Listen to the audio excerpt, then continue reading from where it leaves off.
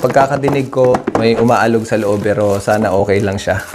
Welcome back to my channel mga tol. Ngayong araw mag-unbox tayo ng isang produkto na pinadala sa atin ni TikTok. I-unbox natin tapos titingnan natin kung anong laman sa loob. Although alam ko na yung laman niya sa loob pero hindi ko alam kung anong itsura niya ngayon kasi dumaan to sa courier. Kaya hindi natin alam kung buhay pa to. Pagkakadinig ko, may umaalog sa loob pero sana okay lang siya. Alright, so unbox muna natin mga tol.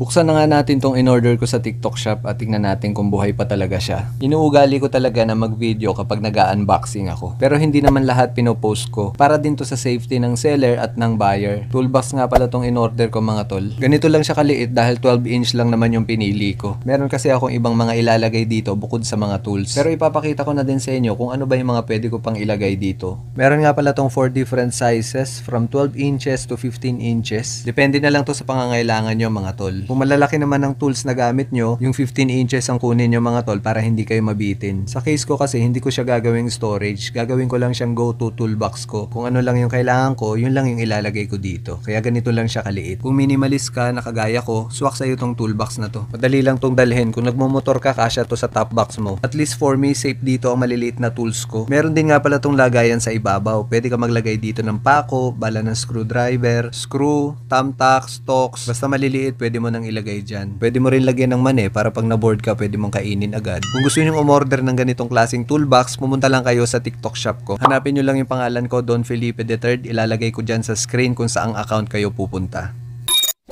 Maraming salamat mga tol sa panonood at sana nagustuhan nyo tong video na to. Don't forget to like and subscribe. Huwag nyo kalimutan yung bell para in case meron tayong mga i-upload na ganito na mga produkto na nire-review ko ay ma-notify kayo. So, magkita-kita na lang tayo ulit sa susunod na video. Ingat kayo mga tol. Adios!